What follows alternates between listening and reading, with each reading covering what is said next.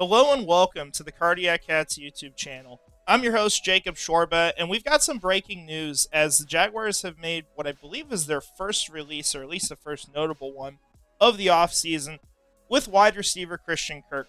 Honestly, I was just getting ready to record a video talking about players they might target in free agency, kind of go over their history and just reveal some things there.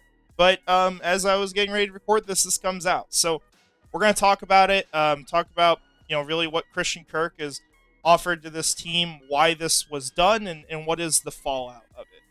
And so, starting off, with the why of this whole thing, it sounded like Trevor Lawrence, by rumors at least, wanted to bring back Christian Kirk, wanted him to be on this team, and the Jaguars tried to work out a deal with him. They wanted to restructure his contract, and part of that was taking a massive pay cut. Sometimes restructures involve that, sometimes they don't. But they wanted to get essentially into a situation where instead of earning the $16.5 million or so that he was going to be slated this year, they wanted to make it maybe $6 million or something around there. I'm just throwing out a number, but that would be probably close to where it would have been. And then you want to throw on incentives and find a way to say, hey, we're okay if you get some incentives and you earn some of this money back. We just don't want it against the cap because this is too much money for us to pay. Now, why is it too much money to pay? Well, the reason is because you go to the last 2 years, and as great as he was in 2022, 1,238 yards over the season, which also does include playoffs, but still, a lot of production for this team.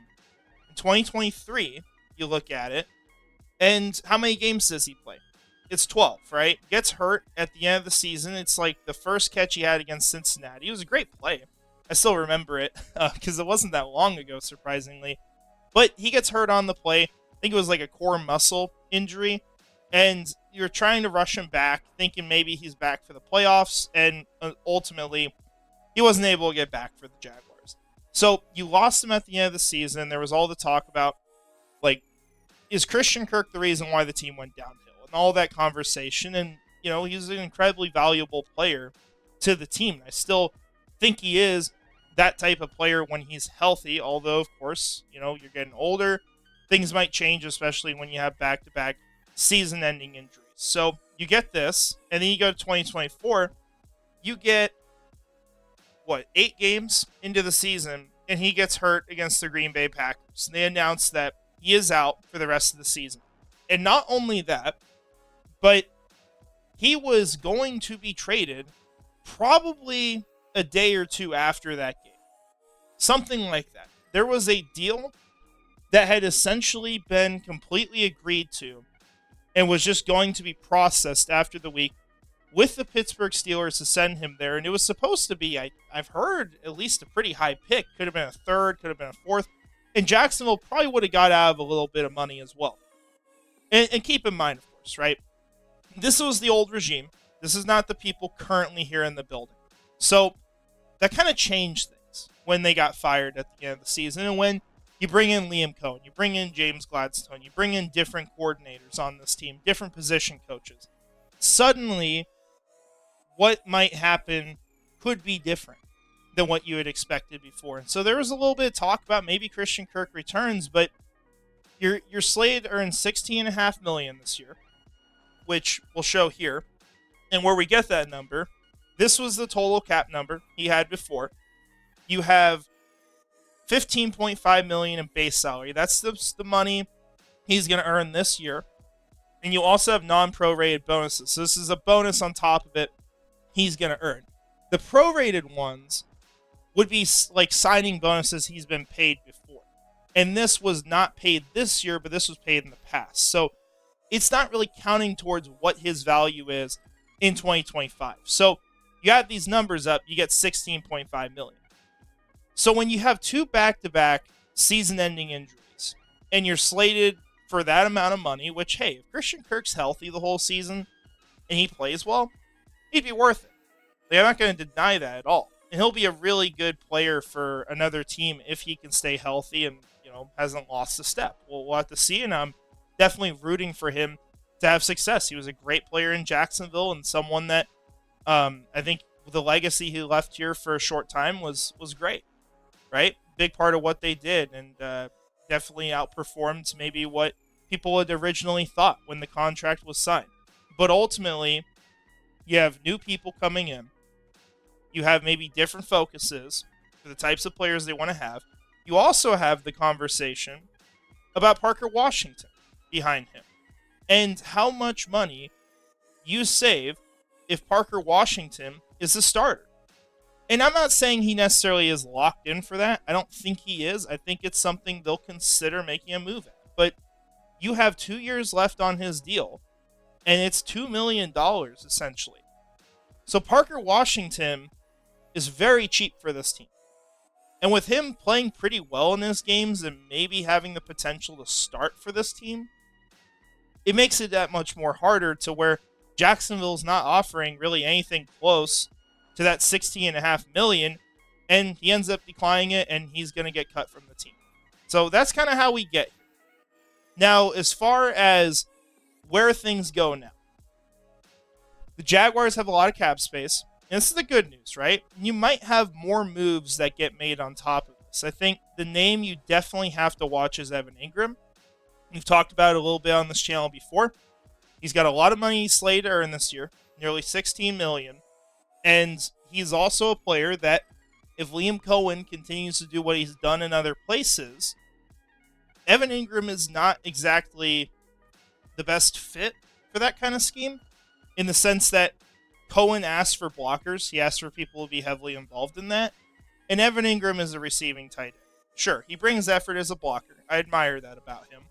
But he is not someone who is known for that. He's not someone who's going to be really even average in that regard. And you've also heard them say some really big things about Brennan Strange and how he's going to be used in a way, what was it, that most people won't expect this year? Some line like that, that's pretty notable, right? You got to take that into account. And so it's very possible that within this next week, we're also talking about Evan Ingram.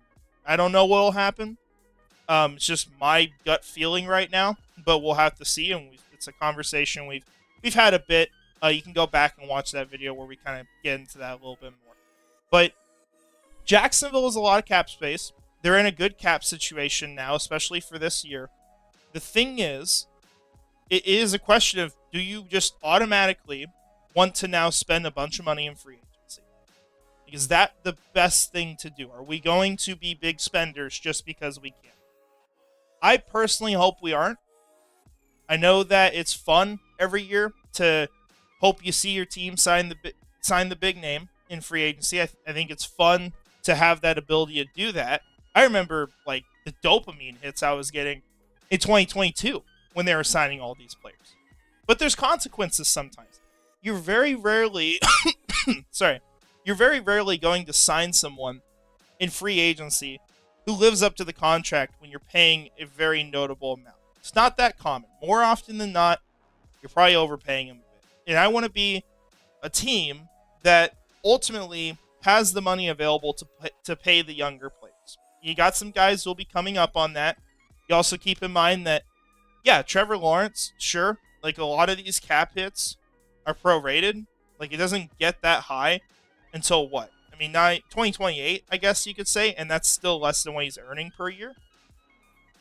But I think at the same time, you have to look at it from the perspective of, hey, we're getting this player is going to cost us in the future, $55 million a year, in the sense that that's the value we're setting him at. That's how much he's getting paid, even if the cap hit doesn't reflect that. We don't want to go too crazy with what we're doing. So it'll be interesting. We've heard some rumors about players they might target. I think they'll get a few guys in here. I think they'll target a few starters. You'll see some money spent. I don't think they're going to sign any of the big names in free agency, which, to be fair, at this point, a lot of those guys got franchise tagged or are getting locked up on deals right now. So with that all said, that's what we've got here. Expect a video here, hopefully later today or tomorrow sometime, just going through some of the names maybe we've heard linked to the Jaguars or guys who might fit for them in free agency. It's hard to kind of predict who it's going to be, so the most important part is probably when those signings happen and when we put out the videos about, hey, this is the contract. Let's talk about this player. What did the Jaguars get? We can still look to the future because isn't that what we do all the time when we do mock drafts? I mean, let's be fair. So, with that said, I appreciate you guys watching. Want to shout out our channel members, Premier Nasir 904, Nightmare Eco, Gator John Bites, Scrubber Ducky 500, Frangies, and Brian Foster. Thank you all so much for supporting this. Hope you guys have a great rest of your day. And finally, go Jags.